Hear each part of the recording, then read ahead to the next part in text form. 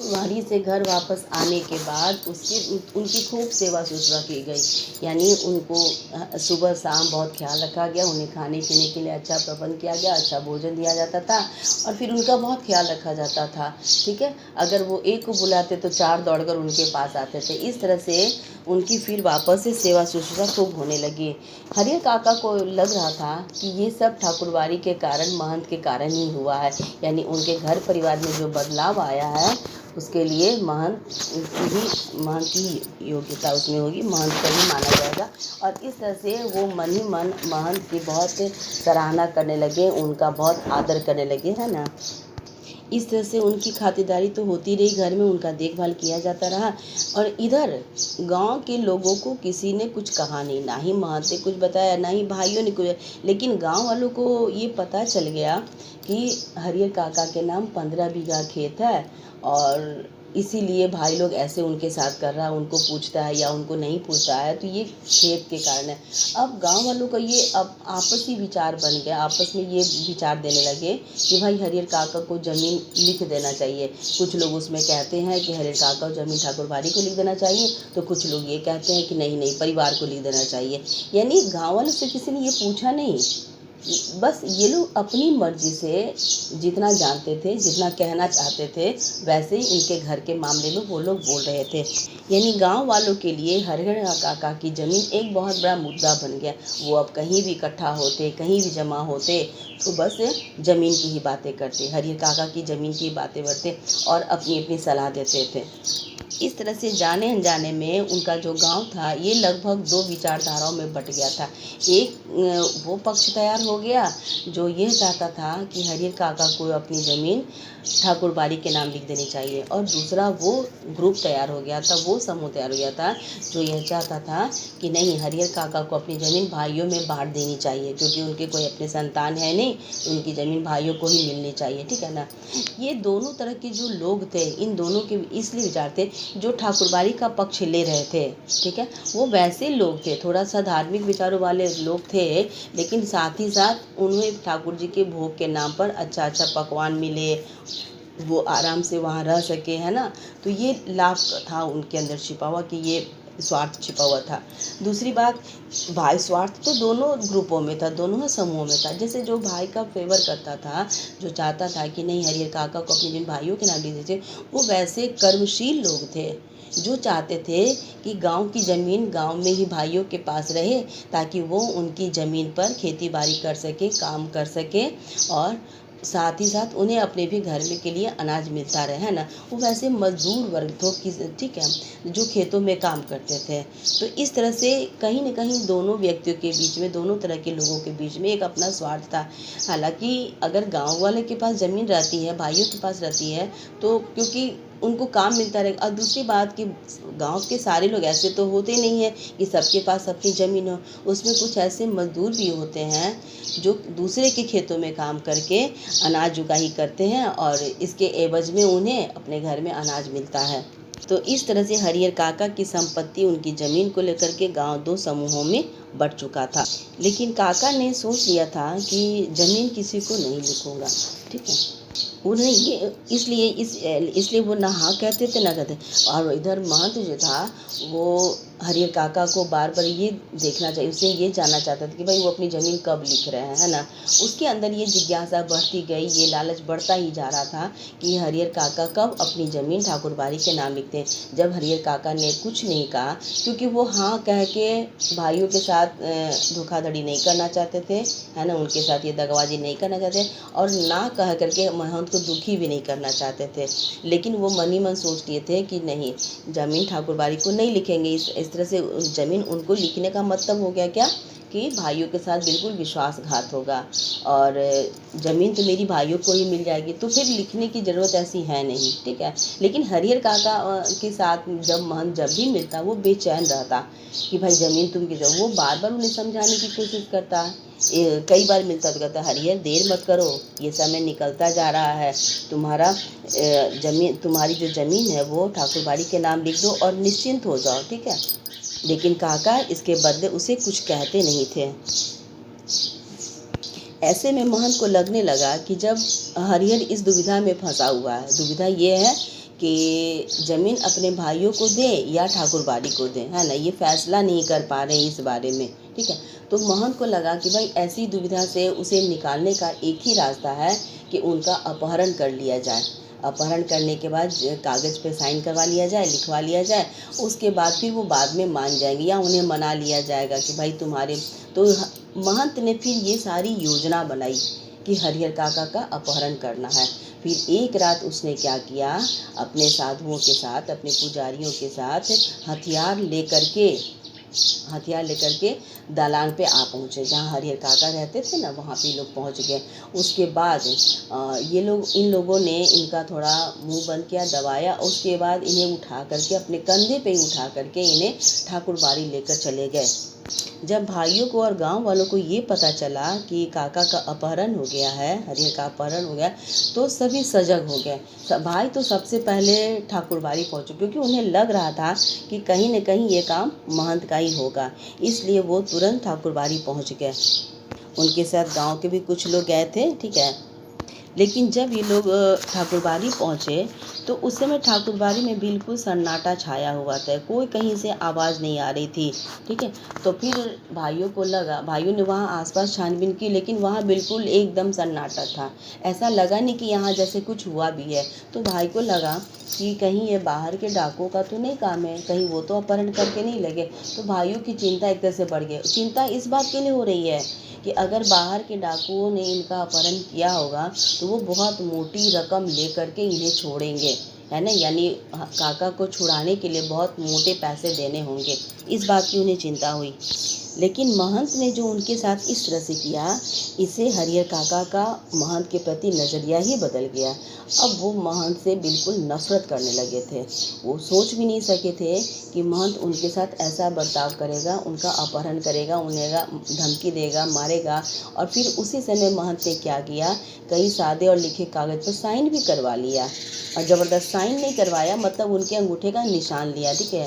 तो इस तरह से वो जोर ज़बरदस्ती कर रहा था, और इसी जोर ज़बरदस्ती के कारण हरिहर काका को महंत से नफरत सी हो गई थी। इधर तब तक भाई लोग क्या किए, भाई लोग जो गांव वालों के साथ आए थे, इन लोगों ने जब इधर से शुरू किया तो ठाकुरबाड़ी के अंदर से रोड़े पत्थर बरसाने शुरू हो गए, ठीक है। और फायरिंग भी हुई।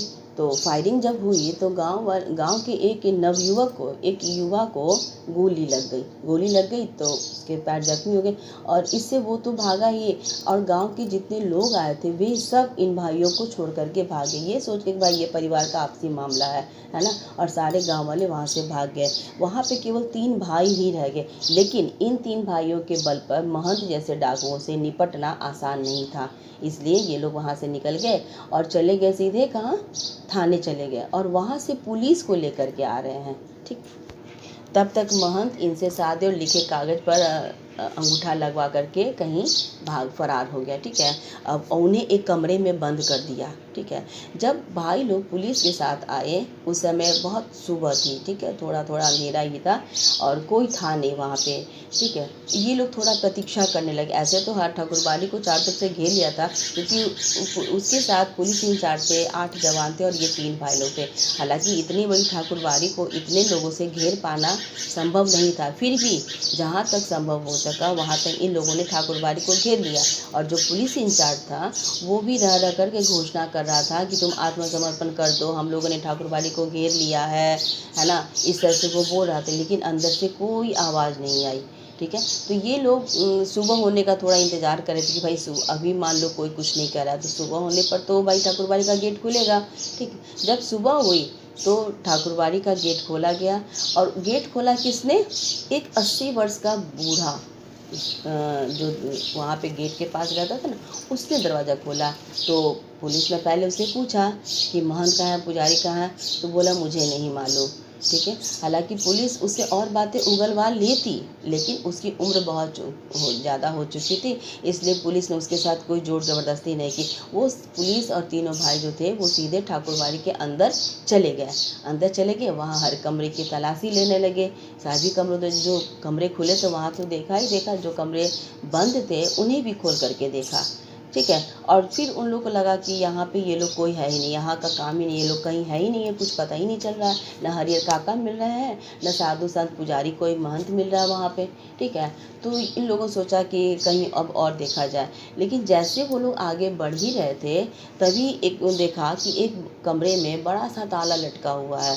तो जब पुलिस ने पूछा उस वृद्ध से कि इसमें ये क्यों बंद है, तो बोला कि इसमें अनाज है, ठीक है। तो फिर पुलिस ने सोचा कि भाई अनाज है तो इसे क्या खोल कर देखना, और इतना सोच के वो आगे बढ़ ही रहे थे कि तभी अंदर से धक्का देने की आवाज़ आई, यानी किसी ने उसे धक्का दिया, हिलाया दरवाज़ा को, है ना।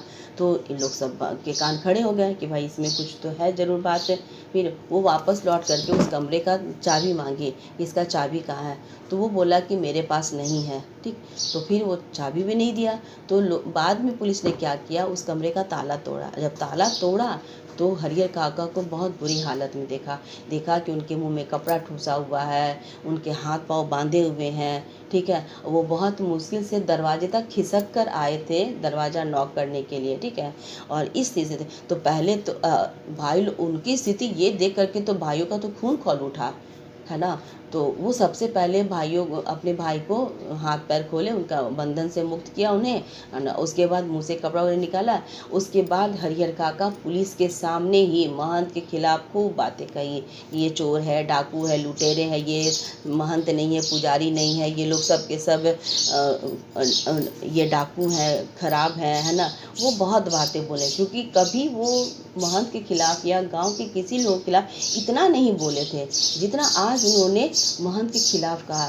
सही में उनके दिल पर ये गहरी चोट लगी थी पहली घटना से, ये जो उनके साथ ये घटी अपहरण वाला और उनको मारने पीटने वाली जबरदस्ती वाली, इस घटना से वो बहुत आहत हुए, ठीक है। और इसलिए उन्होंने जी भरकर महंत के खिलाफ कहा। काका को फिर अपने परिवार में लाया गया और उसके बाद फिर उनकी विशेष देखभाल होने लगी। फिर ये तो हुआ, अब उन्हें दालान वाले कमरे में नहीं रखा जा रहा था, बल्कि अब उन्हें हवेली के अंदर रखा जा रहा था, ठीक है। और किसी बहुमूल्य वस्तु की तरह बहुत संभाल करके रखा जा रहा था।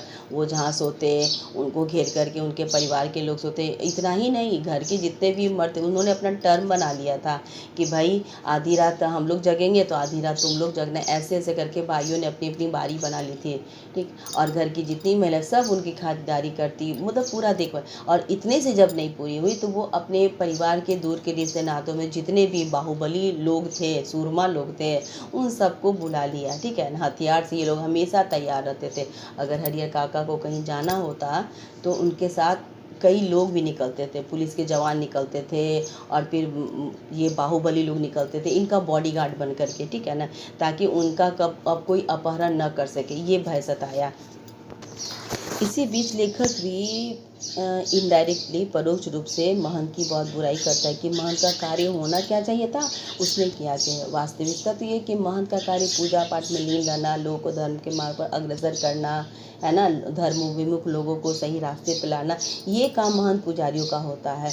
लेकिन यहाँ के तो महंत पुजारी कुछ उल्टे ही दिखे, ठीक है ना। तो इस तरह से लेखक भी महंत और पुजारी से या ठाकुरबाड़ी के लोगों से नफरत ही कर रहा है। काका अपने परिवार में वापस तो फिर रहने लगे और इधर ठाकुरबाड़ी जो खाली हुआ था उसका भी दृश्य बदल गया। यानी वहाँ पर अब एक से एक खूंखार लोग आकर के रहने लगे, दिखने में सब के सब डाकू, और इतना खराब भयंकर दिखते थे कि बच्चों ने तो उस ओर जाना ही बंद कर दिया। और जितने भी लोग थे वो लगभग सब ठाकुरबाड़ी की ओर जाना बंद कर दिए। मतलब जो वही लोग अभी भी जाते हैं जो ठाकुरबाड़ी का फेवर करते थे, बाकी लोगों ने ठाकुरबाड़ी की ओर जाना ही बंद कर दिया। यानी ठाकुरबाड़ी का जो दृश्य पहले था अब वो नहीं रहा, ठीक है। उस पर से विश्वास लोगों का उठ भी गया और गांव भी पूरी तरह से दो वर्गों में बढ़ चुका था अब तक, ठीक है। हरिहर काका को भी अब ये लगने लगा कि जो वो भाई लोग भी जो उनका केयर कर रहा है, उनकी जो इतनी खातिरदारी कर रहा है, इसके पीछे उनकी ज़मीन ही है, ठीक है ना। यदि ज़मीन इन लोग को नहीं देंगे तो ये लोग भी नहीं पूछे, क्योंकि एक बार इनका परिवार से मोह भंग हो चुका है, ठीक। ठीक है। ये दूसरी बार इनको जो सेवा शुश्रूषा हो रही है, उनकी जो देखभाल की जा रही है, ये सिर्फ़ और सिर्फ ज़मीन के लिए ही की जा रही है। उन्हें ये पूरा विश्वास हो गया, इसलिए दोनों पक्षों से ये नाराज़ हैं जी। अभी ये महंत की साइड से भी ये बिल्कुल खपा है, ठीक है।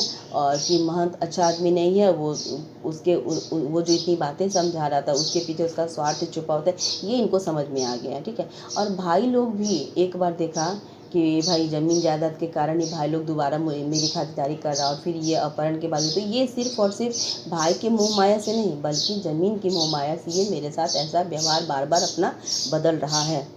हरिहर काका जो अब तक सीधे साधे भोले किसान थे, वो अब बहुत ही चतुर और समझदार हो गए। वो भले ही अनपढ़ थे, लेकिन उन्हें ये समझ अच्छी तरह से आ गई है कि ये जो रिश्ते नाते हैं या सभी लोग सब और सिर्फ ज़मीन के कारण है, यानी ज़मीन के कारण इनका व्यवहार कभी अच्छा हो रहा है और कभी बुरा हो रहा है। इसलिए हरिहर काका ने ये मन ही मन तय कर लिया था कि वह महंत को तो अपने पास आने भी नहीं देंगे, महंत से तो कोई रिश्ता नाता रखेंगे नहीं, और साथ ही अपनी ज़िंदगी में वो अपनी जायदाद अपने भाइयों को भी नहीं लिखेंगे। अगर ज़मीन भाइयों को लिखेंगे तो ये दूध की मक्खी की तरह इनको भी निकाल करके फेंकेंगे, इन्हें पूछेंगे तक नहीं। इसलिए इन्होंने तय कर लिया कि अपनी ज़मीन की, और साथ ही इन्होंने अपने गांव के कुछ ऐसे लोगों को भी देखा है जो अपने जीते जी ज़मीन किसी को लिख दिया तो उसकी ज़िंदगी बिल्कुल नरक बन गई थी। इसी पर उन्हें एक अपने गाँव की रमेसर की विधवा की याद आई है ना। रमेसर गाँव का ही एक व्यक्ति है जिसकी मृत्यु हो गई थी, तो उसका जो ज़मीन था उसकी विधवा से गाँव उसके भाइयों ने भला फुसला करके अपने नाम करवा ली थी, ठीक है। और बाद में उसकी ज़िंदगी बिल्कुल नरक बना दी थी, इसलिए उन्होंने सोच लिया था कि वो अपनी ज़मीन किसी को लिखेंगे नहीं।